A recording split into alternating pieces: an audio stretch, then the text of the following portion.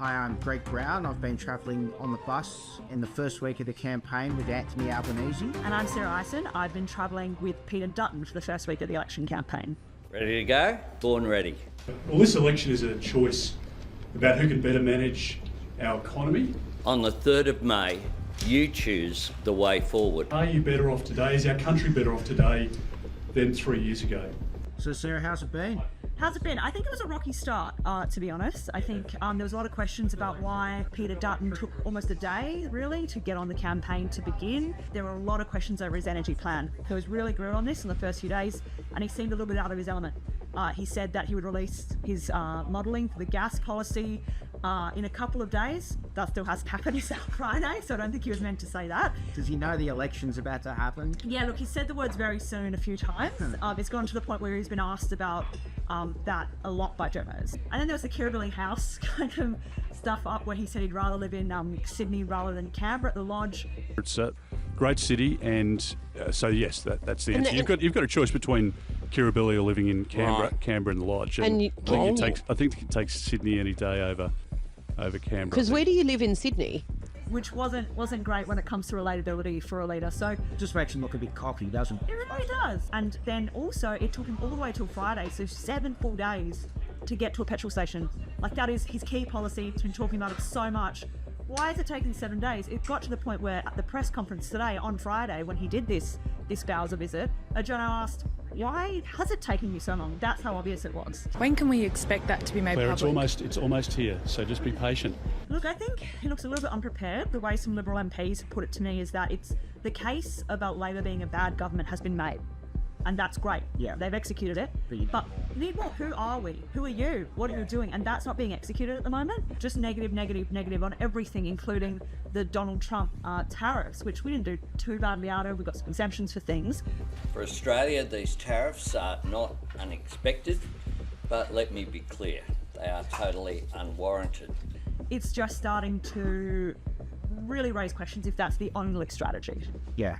And what about you? How has it been for Albanese? Well, Anthony Albanese has been a bit different from last campaign. He's been very sharp by his standards. Clearly, there were some lessons from the last campaign where he sort of didn't really have much of a strategy at the beginning. This time, his advisors have schooled him on staying on a message, on not umming and ahhing so much, trying not to get angry by questions from pesky journalists like us.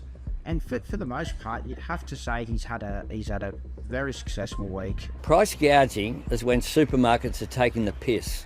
Things like when he gets a question he doesn't like, you can just see the temperature just rising into him, and sometimes he'll look like he just wants to throttle the person who has asked the question that is normally pretty reasonable, and the sort of questions that always gets asked election campaigns. No. Because it's my press conference. Thanks. The other thing that I think I've witnessed is he's gone from really confident at the beginning of the campaign to perhaps a bit cocky over the last couple of days, and that cockiness is dangerous because that leads to complacency, which leads to mistakes, and mistakes can change elections. Totally. And what about some of the gaffes? Like, did they have any impact? He sort of said he will not rule out negotiating with the Greens, whereas he meant he will not negotiate with the Greens. He fell off a stage just on Thursday. Those were some moments that came up a bit. Were they gaffes, so to speak? Did they have an impact? No, I think with the gaffes get made worse by the general thrust of how a campaign is going. And I think what we've seen with Albanese is he's gone to every state. He's gone to the ACT, hasn't gone to the Northern Territory though. And he's kept the conversation on his turf. He even turned up first day of the campaign to Dixon, Peter Dutton's seat, which I think was an important symbol. It was saying, I'm here and I'm ready to take him on.